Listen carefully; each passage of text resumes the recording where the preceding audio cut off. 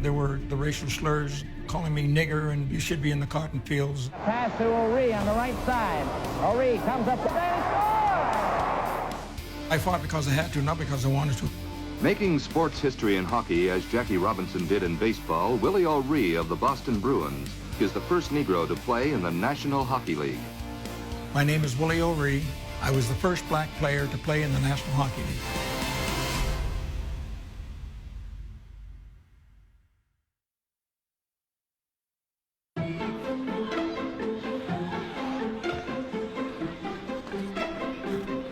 Mr. Reed, can I get a picture of you and my son? Sure.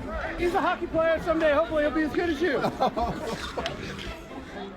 I want to say to you on behalf of all of Columbus City Council, thank you very you're much welcome. for coming to our city. And this is a resolution, just a small token of our appreciation for what you've done for Americans all over, and not just Columbus residents, but what you've done for children and generations ahead. I just want to say thank you. Oh, thank you.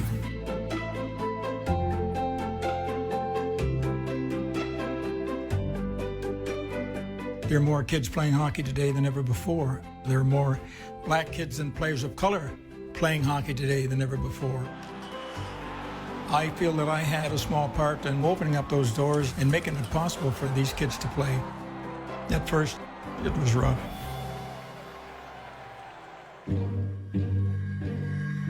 My grandparents were slaves. They came through the Underground Railroad into Nova Scotia and then migrated to New Brunswick. My mom and dad were born in Fredericton. I had a great childhood. I was the youngest of 13 children. There were only 2 colored families in my hometown. I got on the ice, started skating at the age of 3. I played about 9 different sports when I was growing up, but the 2 that I keyed on was hockey and baseball. I played second base and shortstop, and I was considered a better ball player than a hockey player. When I was 14, I was playing baseball and we won the championship, and the reward was that our team was going to be taken to New York. Got to see the Dodgers play. Game was over, we went down to the dugout, and I met Jackie Robinson in 1949 for the first time. I shook his hand and told him that I not only played baseball, but I played hockey, and Robinson said, "Oh, I didn't know there were any black kids playing hockey." And I said, "Yeah, there are some." He said, "There's no substitute for hard work. If you work hard, you can make things happen." Just being there and then having the opportunity to meet Mr. Robinson, it was just kind of a big thrill. I was scouted in 1956. He said, "Mr. O'Ree, we'd like to invite you to the Milwaukee Braves minor league operations in Waycross, Georgia." And I said, "No," I said, "I'm not interested." Seeing things on the television and hearing about the way blacks are treated in the South, I didn't want any part of that. They said, "You're just giving up a fabulous opportunity." I just decided to go down. Maybe if I went and played baseball down there, that I could make some money and help the family.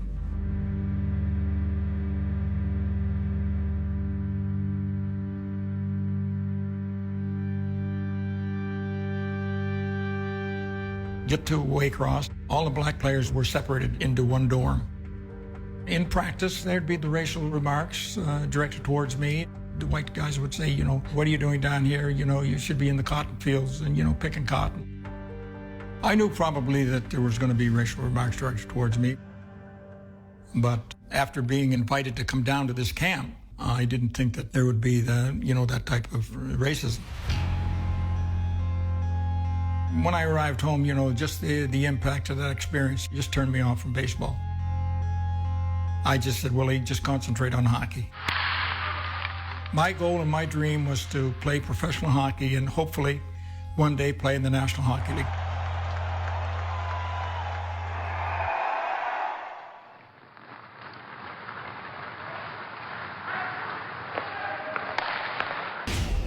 Then on January the 18th, 1958, the Bruins contacted the Quebec Aces and said, "We want O'Ree to meet the Bruins in Montreal to play against the Montreal Canadiens on January the 18th. I was so excited about being called up. When I got on the ice, I was nervous. I could feel the butterflies.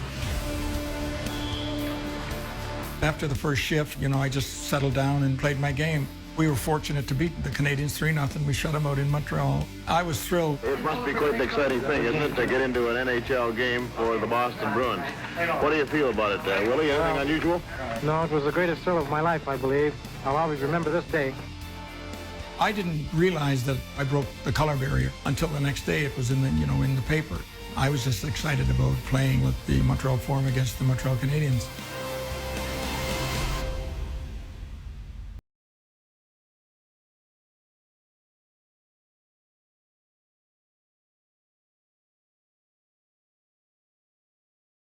And come up and struck me in the right eye. Dr. Henderson, he come in and stood by my bedside and he said, the impact of the puck completely shattered the retina in your right eye, and he says, you're going to be blind. And he says, you won't be able to play hockey. I lost 97% vision in my right eye. I'm 19 years old, and the dreams and goals I had about playing professional and hopefully one day playing in the NHL seemingly were gone. A week later, I'm back skating. Now, I'm a left-hand shot playing left wing, so to compensate, I had to turn my head all the way around to the right to pick the puck up.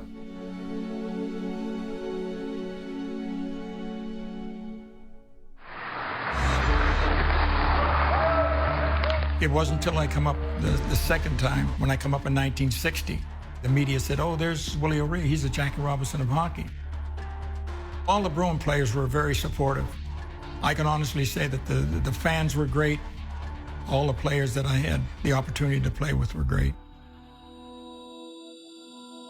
In terms of this business of being the Jackie Robinson of hockey, have you had any troubles? No, none that you could say that were troubles. I've had a few jeers like that. Chicago, Detroit, New York. They were a little more hostile than Toronto and Montreal. Back then, they didn't have the separation like they have today. You could walk right by and actually step into the penalty box. They could come and they could spit at you and they could throw drinks at you. You'd hear the racial slurs and remarks from players on the opposition, the fans in the stands calling me nigger and you should be in the cotton fields. Chicago was the worst. I got into an altercation with one of the players. Eric Nestorenko was considered a ruffian, like a goon on the ice, and he concentrated on me. Even warming up, he made a couple of racial remarks towards me. I knew that we were going to get into it. He butt-ended me in the mouth, knocked my two front teeth out and split my nose, and I hit him over the head with my stick. Sticks dropped. He grabbed me and hit me a couple of times. Both benches emptied. All the Bruins come onto the ice. All the Blackhawks come onto the ice. There was 92 minutes in penalties. We were both thrown out of the game. I had to remain in the dressing room because Milt thought that the fans became so violent that he thought that there was going to be bodily harm directed towards me. I just sat down and I just meditated for about 3 or 4 minutes. I just sat there and I said, Willie, you don't need this. It's better that you just, go back home and play hockey back there.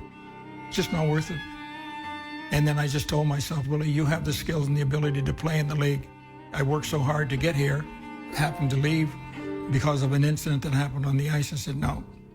So I just said, I'm just going to stay with it.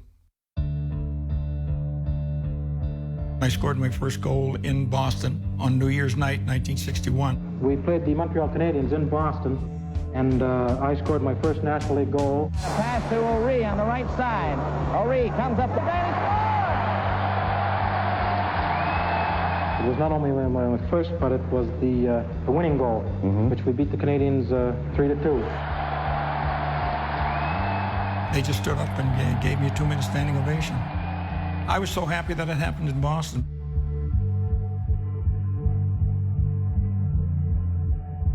I was disappointed because my stay in the National Hockey League was not longer. I attribute it to that probably they found out about my eye.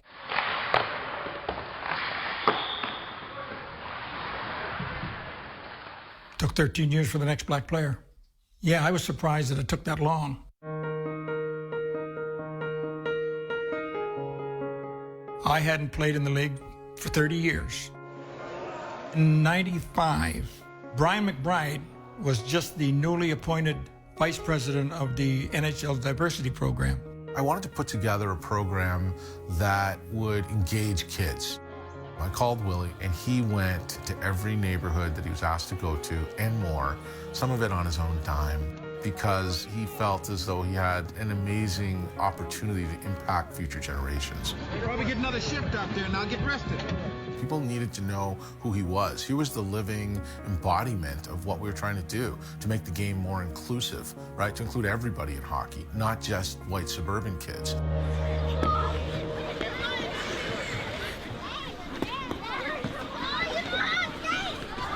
I'd like to introduce you to one of my heroes, Willie O'Ree. Thank you, Missy. Oh, well, thank you, boys and girls. Hockey's a fun sport. Play it to have fun. This is what I tell these boys and girls. Have you fallen down? Good. That's it. Fall down, get up. Work hard in school. Keep education as the key. Believe in yourself. You know, if you believe in yourself, you can do anything you set your mind to do.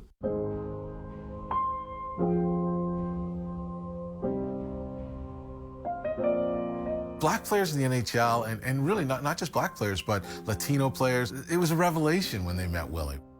They said to me, Willie, I can't imagine what you had to go through to make it possible for players like myself to play in the NHL.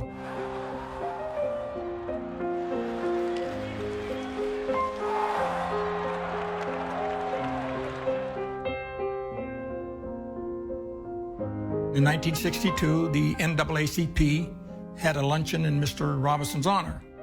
I received an invitation through the hockey club, along with the coach and 3 other players. The coach introduced me, and Mr. Robinson looked me in the eye and he says, Willie O'Ree, he says, you're the young fella I met in Brooklyn. Now, he remembered me from 1949 to 1962. Mr. Robinson made a big impact with me.